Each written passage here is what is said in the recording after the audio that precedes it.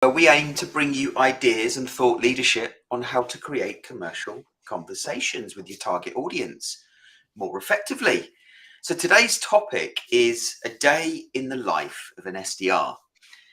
As it gets harder and harder to generate conversations with your target audience, I'd like to spend time in this episode understanding what Jordan and Jensen, if he's kind enough to join us, do on a daily basis. What's working and what isn't working? What are some of the wins you've had recently and how did you get them? So before we get started, I'm your co-host, Alex Abbott, founder of Sapiro, creator of the Conversation Operating System. Oh, Jensen, nice of you to join us this morning. Jordan, do you want to introduce yourself? Yeah, sure thing. So I'm Jordan Abbott, the sales poet. Welcome. Jensen. Hi all, Jensen Abbott, BDR at content.ai. Pleasure to be Right. here this morning. Yeah. Nice to have you. Thanks for being punctual. So let's kick things off. Who wants to go first? What's as SDRs? So you're both SDRs. What's working for you? Or if you think about the last week or two, and you look back, what are some of the things, the really practical things that you've done that have managed to get you a meeting? Who wants to go first? Don't all rush at once. Go on, Jordan, I'll leave it to you. Yeah, sure thing. So I think for me, there's three things that have been sort of leading the way in terms of actually, booked meetings in the calendar. Initially social, and I won't go into too much detail there because I'm sure Jensen will be able to shed a bit more light on that. But the other two being leveraging video in follow-ups. So once I've noticed that someone has watched my video, screen sharing the notification that shows that they've watched X percent, whether it's 100%, 50%, 80%, and then just saying, hey, I noticed you watched this much of my video. Would I be right that it is a problem that you're looking to solve for? Or conversely, I assume it didn't quite resonate. Out of curiosity, what challenges are you currently looking to solve for? So that's one of the things. And then the second thing, which has been a test that I've been running recently, is sort of switching the narrative of my messaging from ROI or value-focused, value-led messaging to COI, which is the cost of inaction. So we know that close rates have dropped by 42% in the last 2 years alone. There's a nervousness in businesses surrounding making an investment, partly because resources are pretty bare. Businesses have moved from this growth at all cost mindset where they were willing to take a risk and invest in something just to prevent falling behind their competitors, partly, to now where no one wants to put their head on the chopping block because it's all too easy to follow that paper trail to whoever the budget holder was that signed off on it. So switching my narrative from leading with value to aligning with the way that our buyers are thinking. So rather than be, we can help you book 4 times as many meetings, it's more leaning towards, do you know how much pipeline you're leaving on the table or your team's leaving on the table because you're not doing X? Right. And then I also created a really simple calculator just in an Excel spreadsheet showing the current state based on industry averages and then the future state based on the benchmarks and uplifts that could be expected. Sharing that, obviously setting up all the formulas so it will dynamically calculate that cost of inaction or the missed opportunity cost, and sort of showing that within the message that I share, and just ask if they want me to share it, and they can actually input their own data and calculate what the exact opportunity cost is for them. Obviously, it requires a little bit of work on the prospect side, but if you can tease it and get them thinking, it's not so hard to find out a few data points and input it. So that's another thing that's worked for me. Early doors, but showing early signs of good return. Now, you talk about this idea that's working for you, and it sounds great, by the way. I'd love to dig into that separately, and maybe we can have a look at it on a future show. But yeah, how much of what you described there, using insight to book a meeting, is as a result of inbound versus your outbound efforts? Where perhaps there isn't a pre-existing relationship and you're bringing out an ROI card. I kind of feel like, ROI can be used ineffectively as well as effectively. Yeah. So without any pre-existing relationship, it's like throwing spaghetti at a wall and hoping it sticks. In all honesty, purely because everyone is doing it. And, our buyers are being bombarded by this messaging and by so many people. And at the end of the day, we salespeople, we are quite literally compensated on how many people we can move to that next step. So in our buyers' eyes, we're biased. So why, at the best of times, they might take it in or might ignore it. But now it's, given the economic state, it's just being drowned out. Yeah.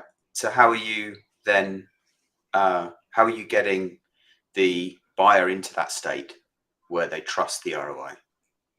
It's social. It's building a relationship and having a conversation. Doesn't have to be about anything necessarily business related. It's starting a conversation and building some form of rapport.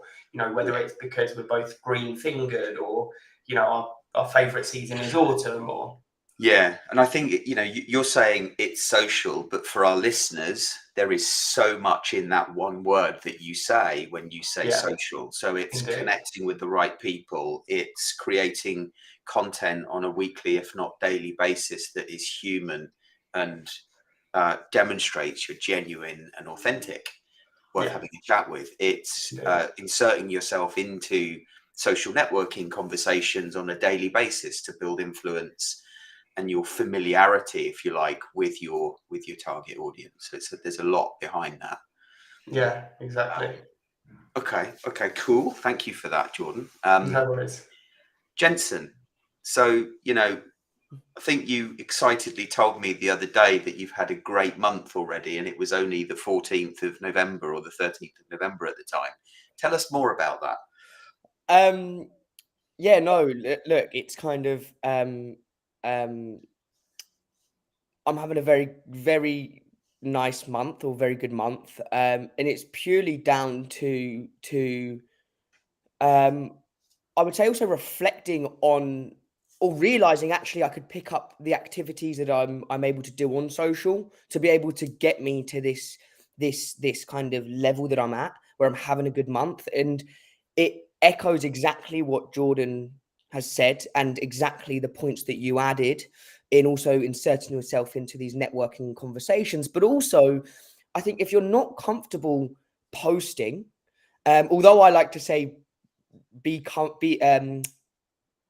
I've forgotten the saying now. Wow.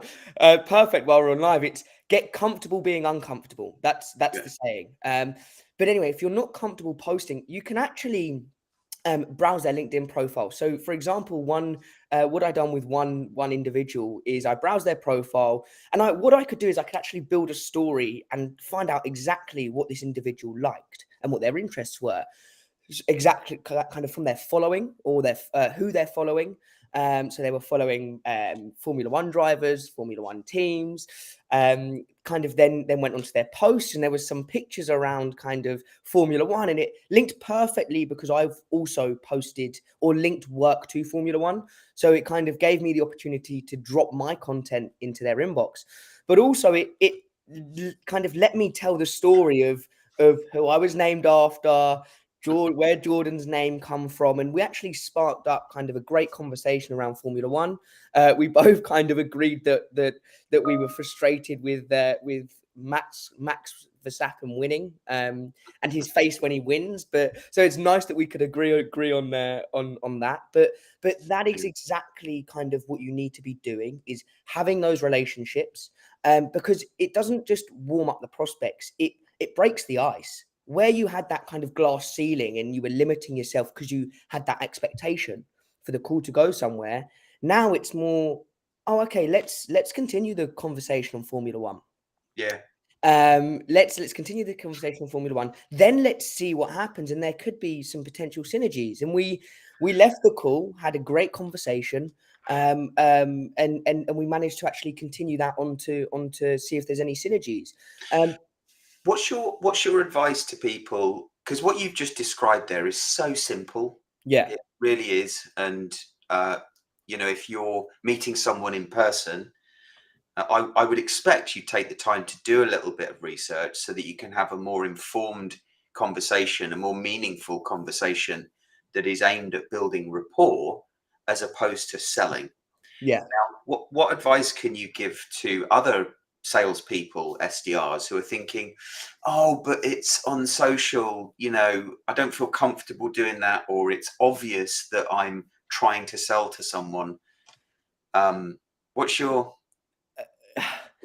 I mean, look, I've got mixed kind of things to say, and I think it depends when you catch me during the day, right? But in all honesty, look, we're in a sales role, and I think people still understand that. But it's realizing actually being genuine and authentic. Those two words coming up again.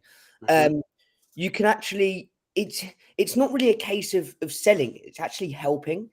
It's realizing actually, look, you've got a problem. I'm not going to bombard you. I'm not going to kind of harass you and send loads and loads of emails that are obviously sales emails. You haven't taken the time to do that research or your due diligence or find out a small piece of information about them. And like you said, it's very simple to be able to do that.